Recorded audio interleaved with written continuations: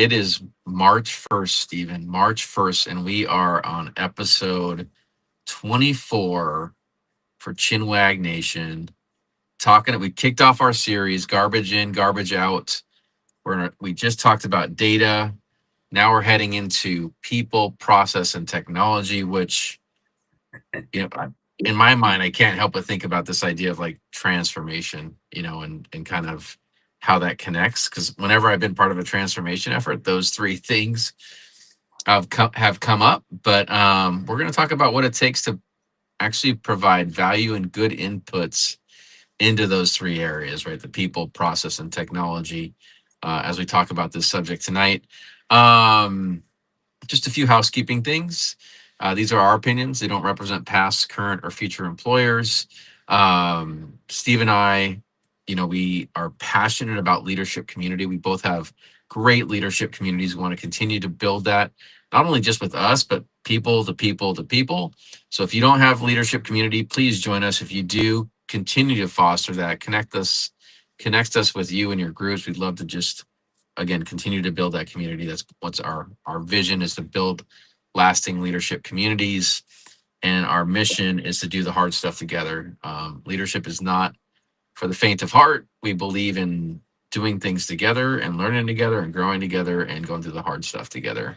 And our number one fan has joined, Stephen, my lovely wife, Joining Johanna. on, open She's up the on chat. YouTube. She's on YouTube and Facebook. Let's see if she can get on. Hey, Let's see if she can get on TikTok too.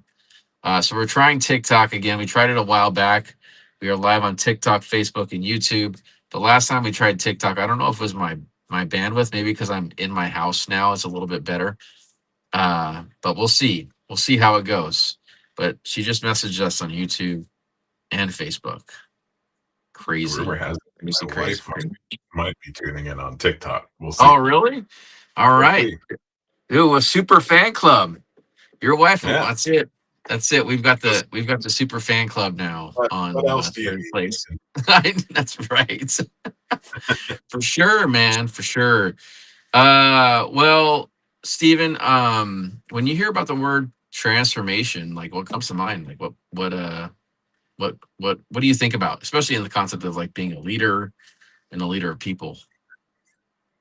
For sure, man. And first off, I apologize because I'm under the weather today, so you'll see me popping cough drops in here, and hopefully won't make any weird sick noises on your podcast. But it's funny because I woke up this morning and I checked my phone. I had a text from you. You said, "How many transformation Efforts. uh, efforts have you led?"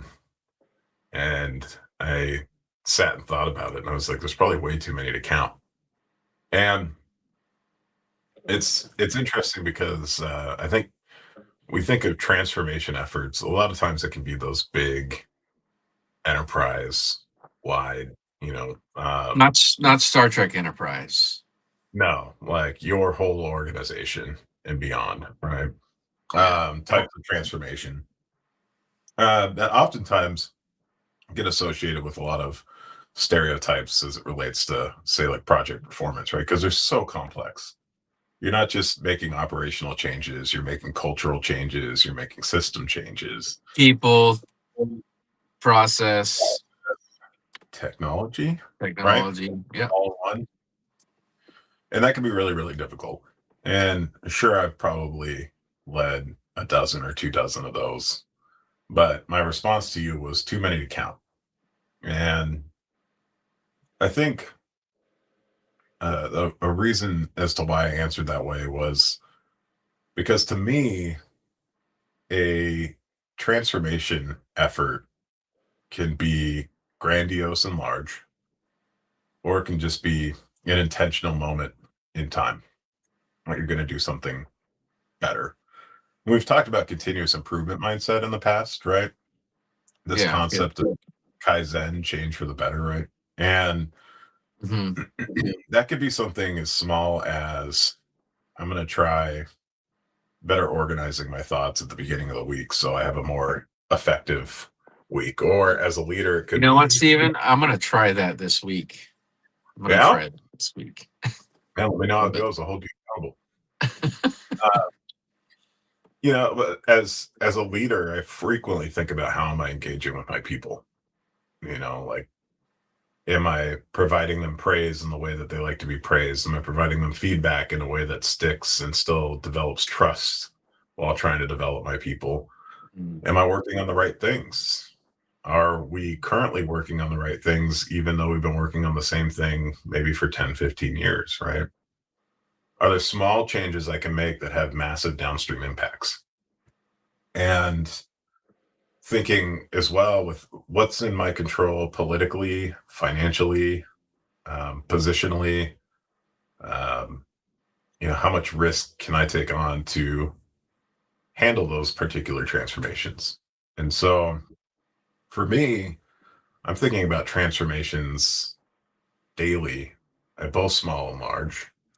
Mm. Um, been a part of definitely those large transformation projects where you have a budget and you've got a PM and you've got that's a project manager, right? You've got technology resources, business resources, right? It's massive. But I find that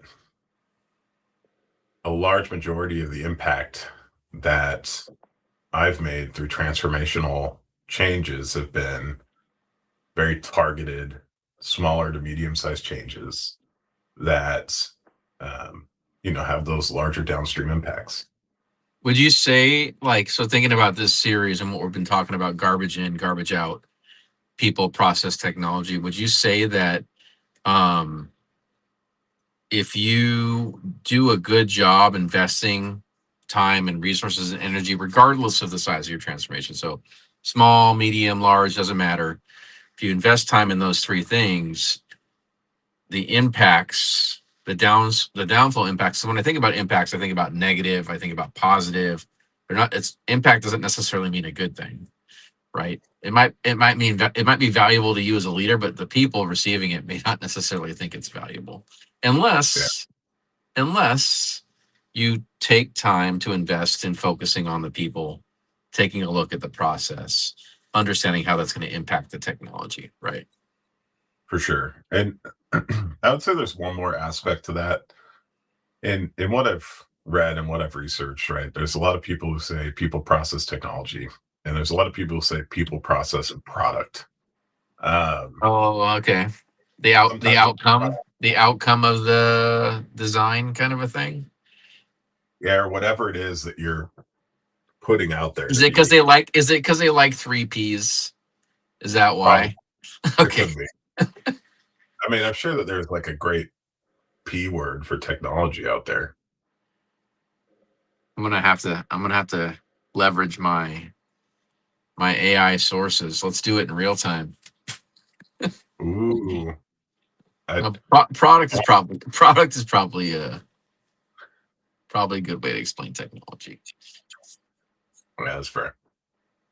That's fair. Although thinking about transformation efforts, I think of product and technology as two very different things. Yes. Um, technology that you use to support your business, the way that you govern that technology, right? Ultimately, to support or launch or maintain or um, readjust a product, right? Technology is at the epicenter of that. Would you say would you say that with transfer, well, just thinking about technology or even product for that matter, um, with respect to transformation, do you feel like it fails when we ask the technology to do what leaders are supposed to do? Like just this idea that sometimes we're hoping that the end result will help replace, things that we're supposed to do as leaders. And do you have like an example of what you're thinking of? Uh oh, my so Programming protocol platform. platform. There you go. She leveraged her AI in real time. And I the thought reason why she and I'm going to comments here. The reason why she doesn't have Wi-Fi is because if people stream While we're streaming in my house, our internet is not very happy about that. So I don't know if you've been following us for a while or watching these after the fact. There's a couple of there was some a couple months ago where I sounded like Max Headroom. You know, it's very garbly. There's some where Um, we only got 15 seconds because you were just frozen the whole time. um, basically, um, I think it's a leader's responsibility, right? Whether it's people or process to align their people around better ways of working.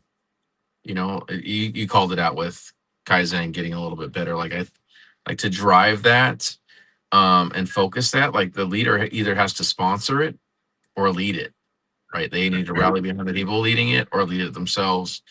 And sometimes, from a transformation standpoint, we hope the transformation will take that responsibility off of right the leader, and it ends up failing because we rely on the project team or the project manager, right, to lead the work. But it's really we really need the leaders too, right, leaning in and sponsoring that. And I feel like um, when we ask the technology to do that, not the leaders, is when we can have some struggling, transformations, especially with respect to like people, process, and technology.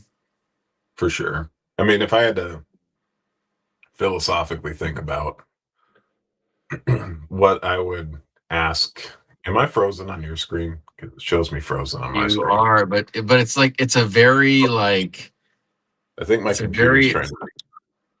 it's a very it's a good picture. I feel like taking a snap of it on my phone.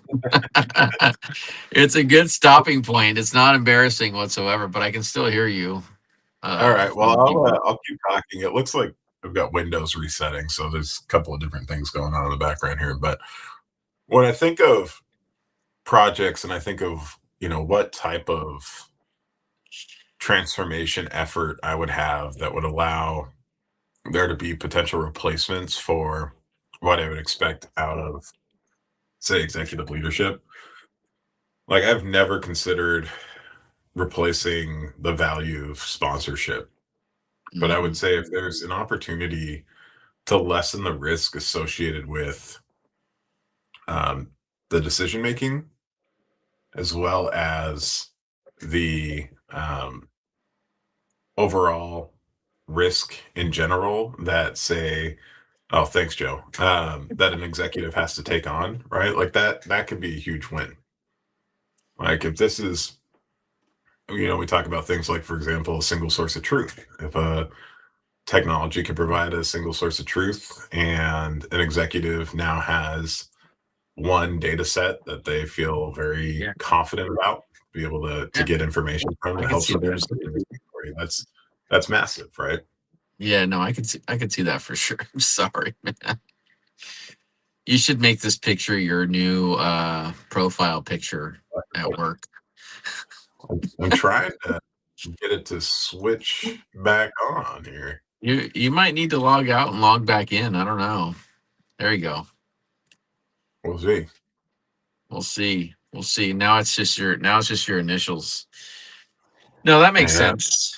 Yeah, I mean, I think there are certain things that aren't going to have to wait for a transformation effort, right? To it, you don't necessarily have to focus on transformation to improve people, process, and technology. In fact, um, uh, to your point earlier, it can be a daily investment, even in the technology space, right? It can be a little bit better, whether it's enhancing a certain technology, bit by bit. So, um, I let's just like kind of settle into the people concept a little bit in terms of like transformation efforts and kind of the people focus. What are the most important things that you focus on from a people standpoint when you're leading them through a transformation?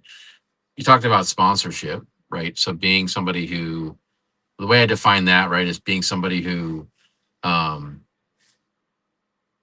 gives the okay, right, and then provides the resources, and then just gets out of the way, and lets the people kind of lead.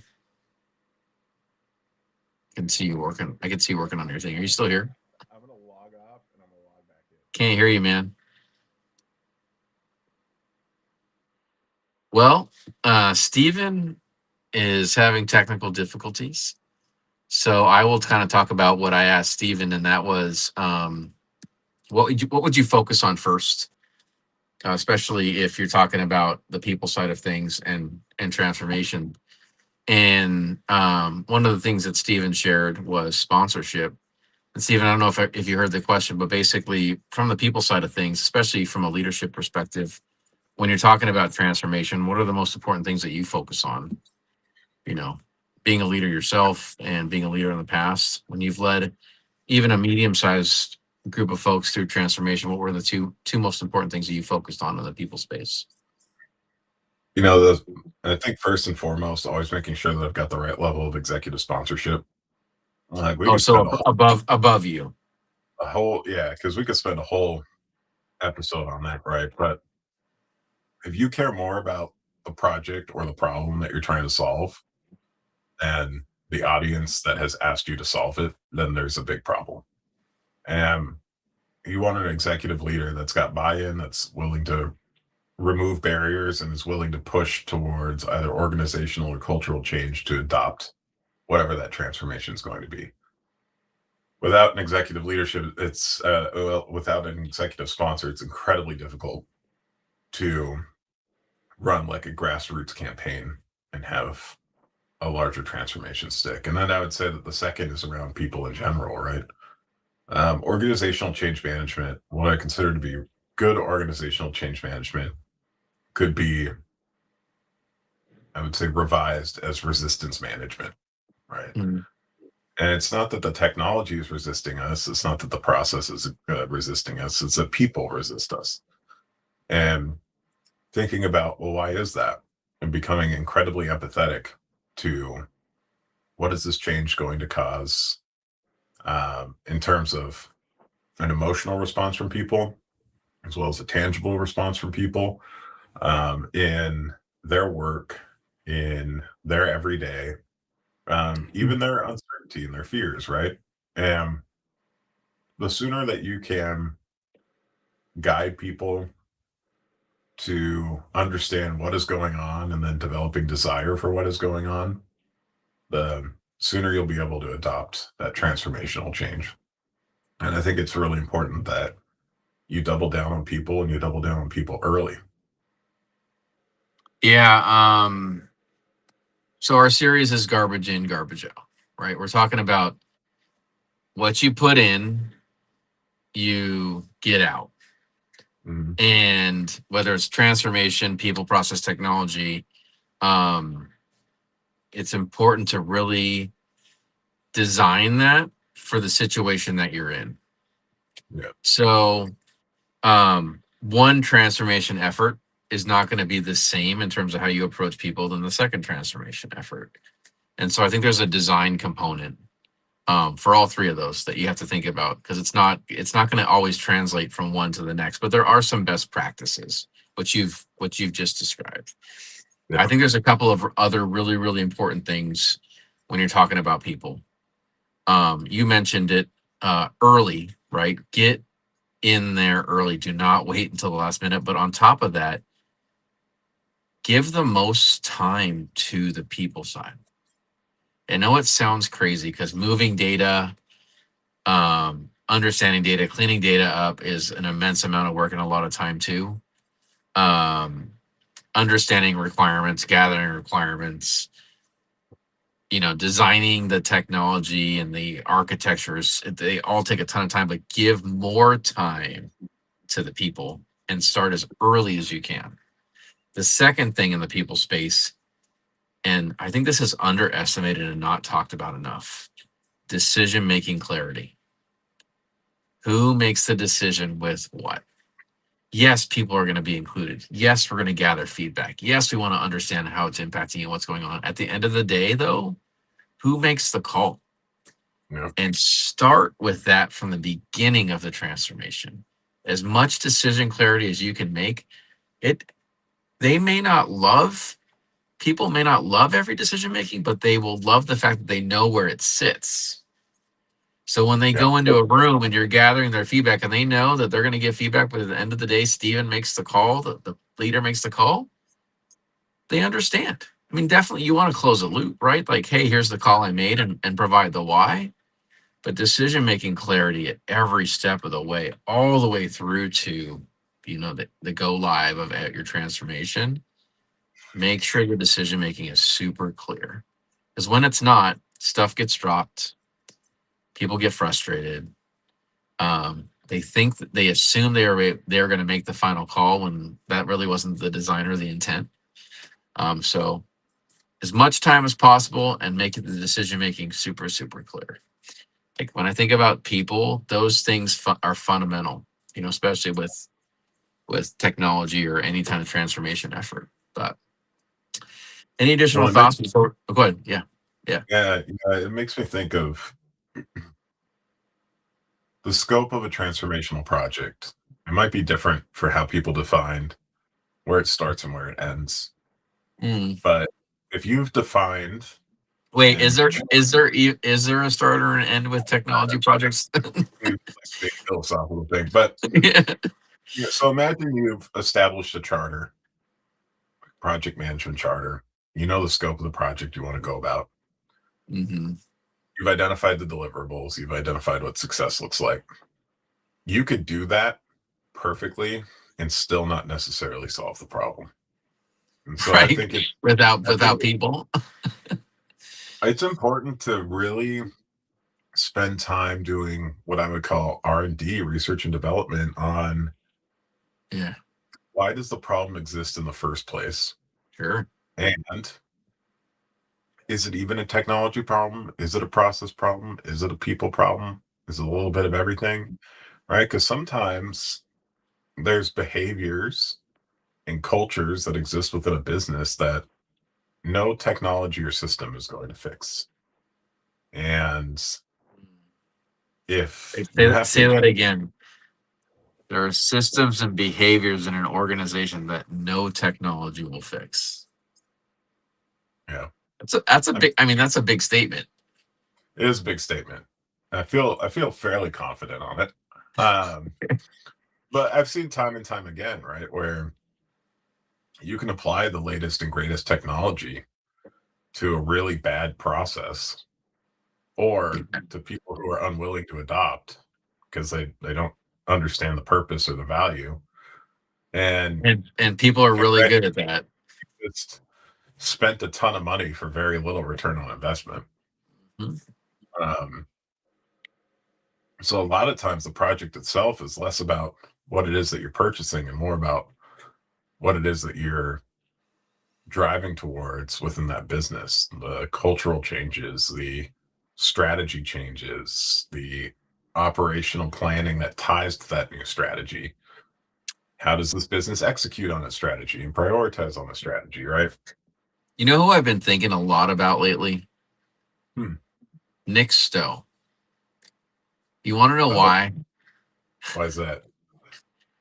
And he's gone. He's in another area, another region now. But um, I've been asking regularly a lot uh, the question, what problem are we trying to solve? Right. And you talking about that, right? That was something he always used to say a lot, right? He used to say, what problem are we trying to solve here? I think it's a good question, a good takeaway, right? Whether it's people, process, or technology, what problem are you trying to solve? I think it's a good takeaway for leaders to really try to understand. Steven, I can tell when you're queuing up to say something. I'm just like I can see it. I can see it on your face.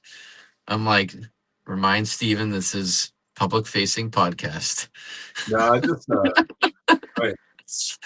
I, I spent quite a bit of time with Nick Stowe and consider him a dear friend. And one of the things like that used to just drive me bonkers about him, but like it was brilliant because he would tell people like, I need you guys to go do the things. Oh yeah, do the things. Yes. Like, What and in my things? mind, What thing? like I'm like, what? And like I don't know if people were just like afraid to ask the question. I mean, you can't really be afraid of Nick Stowe. The guy is like super friendly, but maybe they were questioning their own competency, but like the way that Nick would phrase it is like everybody should feel very confident as to what those things are. And then you get to use all of your unused creativity to hope that you're working on the right thing. Oh, we should Years send him ago, this episode. We should send him this episode and just say like fast forward to like, the 25-minute mark. And see what just have him fast forward to like the 23-minute mark. Well, that's funny. That's funny. Well, so we talked about people. Let's talk about process a little bit. Fundamentally, thinking about transformation from a leadership perspective, when you think about this concept of process, what would be the two most important or the most important things? You don't have to limit it to two, but the most important things uh, that you would call out for a leader to consider in the process space. for sure. I'm going to invite you to answer this one first Okay. because I answered the people one first, and I kind of just want to see. All right. All right. Yeah. So for me, the first thing that comes to mind is start with a list.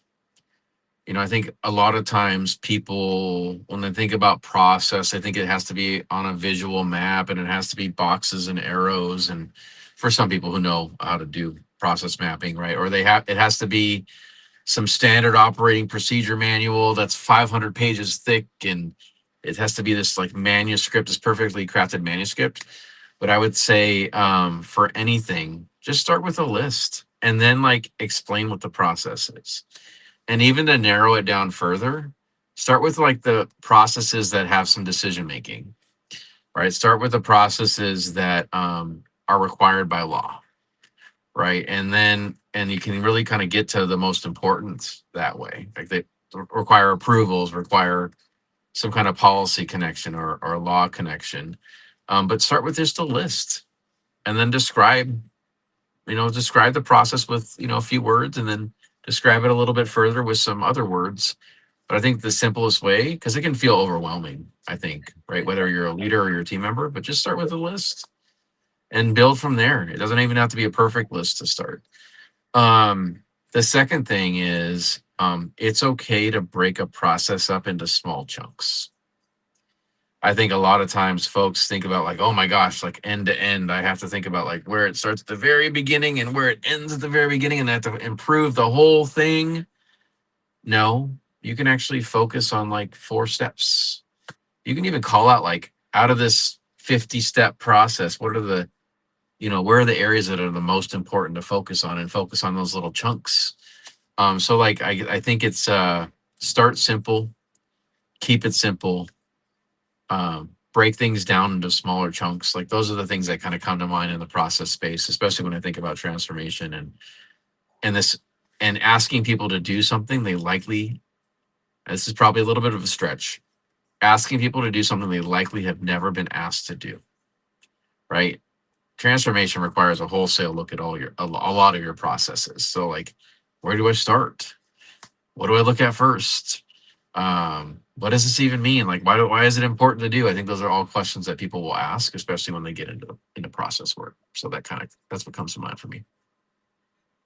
Yeah, that's awesome, man. I think a lot of my initial thoughts align with that as well. I was thinking it's really important with process to uh, put data over assumptions.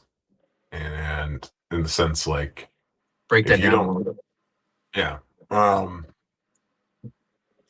if you're not the one actually doing said process, chances are you don't 100% understand what is going on within a particular process.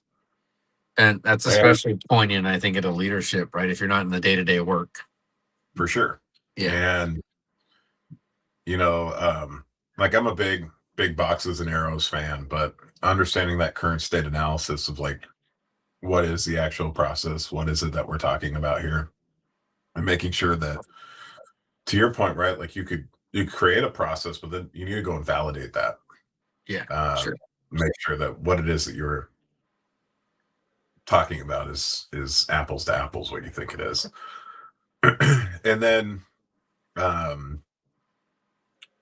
don't think I've got anything else to contribute in terms of process. Um, I think with that, just again, kind of data over assumption is, and we've talked about going to Gemba in the past, right? Hmm. Don't be afraid to go to the source and observe. Um, it's just going to be so beneficial as what I would call a jumping off point for any type of process work that you're going to do. I think there's another thing that plays off of what you just shared, and that's once you do this work right, once you get a, especially if you're in a transformation, a big transformation effort, once you do this work, like set up a rhythm to continue to look at them, right, and to continue to evaluate them. Um, it's not just a one time point in time thing. It's something that you should be doing often. You should be looking at your Yeah. processes often and carving out a regular chunk of your leadership rhythm, your team rhythm, asking your team to have a rhythm of evaluating their process too. Um, I've when I if you were to ask me the question, how many process transformation uh efforts have you been a part of? I would give the same answer you gave me, and probably too many to count. But there's some outcomes that come from those workshop events that people don't realize until they're in the room, right, together. And I think about kind of pivoting to our last section, which is technology. There's a ton of technology coming out now that will go into your organization, mine all your systems, and give you like almost an instant picture of your entire process landscape. Yep. Right. Like think about that for a minute. Yep. I mean, you got to pay for it, right? But there's technology out there that will go in. They have little, robots, robotic process automation bots, right? That will go in and map your entire process and show it to you visually. And they'll show you how processors are interacting with each other, and they'll show you the flow of information. It's pretty crazy. It's pretty trippy. But they don't provide context, right? You still need to bring the people in the room together to talk about those things and provide some depth to the lines that you're seeing on the screen. And I think that's to your point about the Gemba, but I think it connects to your statement earlier about going and seeing the work. When you get people in a room to look at a process, it's different than you just looking at it on your own, right? That out of the countless workshops that I've done for process work, one of the consistent outcomes is people are like, oh, now I know why it was important to get in the room and talk about this process together, right? Yeah. And so I Yeah. think there's a point to your point about validation. I think there's context, there's validation, there's a ton of power in kind of seeing that and going out and looking at it. So um we pivot to technology because gosh, not only is it contributing to constant change um in our workplaces, but it's what's being talked about, I think, all the time. And Mhm. it's usually the outcome of focusing on people and process, right? It's the thing that's impacted by doing that work. And so I'm going to pivot back to you. When you think about technology, um, what are the takeaways you would share with a leader, that's listening in and may listen in after the fact and try to kind of consume what we're talking about? Like, what would be the two most important things you to call out? Yeah. I mean, I had to respond to that until you said if you were to answer this question for a leader in particular. Oh well, you And can just no, throw out what comes to mind. Throw out what comes to mind, man. it's good because I mean, at least in the world that I'm in right now, being very nimble and unafraid of new technology, being humble enough to know that you're going to need to ask questions and learn new things is really important. And I will say that the outcome of that for me has been a massive increase in productivity in terms of the things that I'm able to do with a lot of the new technology that's out there. Um, And and just so folks know, Stephen was already productive. always better, right? That's Continuously. right. That's But right. That's right. uh, it's in my mind, at least, again, where I'm working to remain competitive as um, as a leader and as somebody who is producing anything. I have found that I've had to embrace technology, Mm, um, because if I'm not, my peers are, right? And so sure. individually, it's Yeah. this importance of embracing new technology. To leaders in particular, though, is I would remind folks to lead from a space of vulnerability and empathy, and to always do that, regardless of the technology. Um, New technology, even old technology, has drastic cause for concern for individuals on something that is very sacred to them, and that's their job. We hear Sure. titles all the time about this technology is going to replace these people and this technology is going to replace those people, or hey, my boss wants to bring in this system and it's going to automate all the reports that I create. And it's important to be pragmatic about that, be realistic, um, in the sense that sometimes technology does replace specific roles. And a lot of the times it enhances specific roles. And also, many a times it creates opportunity for you to leverage roles in ways that you were never able to leverage them before, something that's more specific to people centric work. And so, sorry, I would just say that it's really important to, when you're thinking about technology implementation, you think about the narrative of technology all around, um, in terms of productivity, what it means, in terms of the bottom line, understanding that it's equally as impactful from a, I would say, an emotional standpoint for the people that work for you or work around you. Mhm. Just to keep that in mind as you're making decisions and approaching these projects and figuring out how to engage and how you answer questions and respond. Yeah, my answer to the technology question, I think, is a one word response. I think it plays into what you're talking about a bit, but it's a little bit different lens, and that is the word that comes to mind is courage.